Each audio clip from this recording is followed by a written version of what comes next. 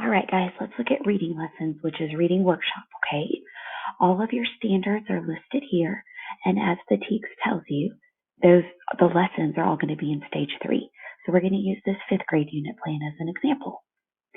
There are lots of standards because lots of these standards are aligned and tied together. We have our comprehension strand right here. We have our response skills, and we have our author's purpose strand. Those are going to be seen in every single unit because those are mostly non-genre specific standards or TEKS. When you really want to know what genres you're teaching and you're unpacking standards, go to the multiple genre strand first. That'll show you if you're doing literary text and the other types of genres that you're going to be teaching in these units. So let's scroll down and see what the lessons are. Our Into Reading lessons are listed in this middle column. And as you can see, every lesson is marked with a M, module number, and T, teacher page number. If you forget what those mean, there is a little asterisk here. And just like we learned when we were kids, scroll down to the bottom and it reminds you. M is for module number, T is for teacher's guide, W is for writing workshop, and we'll talk about that in the writing workshop video. So as I'm planning out my instruction and I'm looking at the lessons, I can go to my virtual teacher's guide to figure out what the instruction is going to look like. So there's a video that kind of gets the module started. We're going to go ahead and look at this central idea lesson, okay? So I'm going to start with that. I'm going to go back to my HMH Ed. Remember, I click on module 1 and I open up my teacher's guide. I'm going to use my contents to search for what I need. I'm going to go down to week 1.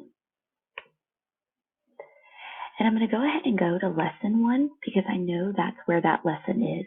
I know that just because I've played with my teacher's guide quite a bit. You can also turn the pages, and remember, you can always search by page number. But I'm going to go straight to that central idea lesson. So let me make sure. Government must fund investors, central idea T30 through 31. That's how these page numbers are marked, 30 to 31. So here's my central idea lesson. The best thing about looking up these lessons in the virtual teacher's guide is all the materials you need are right here for this lesson. Remember, HMH gives us lots of things they call anchor charts. Those are posters. They're not anchor charts. And as you will notice at the top of every unit plan where you are given tips, it's always going to say, create those charts with students. Because sometimes HMH uses vocabulary like key details, and our standards say supporting evidence. Or HMH uses main idea, and our standards say central idea. So you have to be careful not to pull up those posters and just show them to the kids, because sometimes they don't have the right language on them. So let's look. We're in a virtual setting. I want to push this book out, this story out for my kids in Google Classroom. So I'm going to click on their My Book over here, and it brings up the text for me that's aligned to this lesson. Government must fund investors. If you click on the 3 dots in the top right for more, you can go directly to your Google Classroom, and it will pull up for you, and you decide which classroom you want to drop it in, okay? When the kids access that in their classroom, it's going to look like they're having to log into WebDesk again, and it will make them log into WebDesk because that's how we access our resources. But after they do that, it will take them directly to this resource. I've had a couple of teachers show me that, and it does work.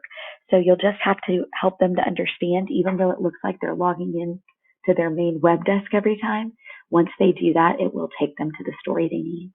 Remember, when they get to these texts, they can push play audio, and it will actually play the text for them and read it aloud to them, which is a great way to do it when they're working independently.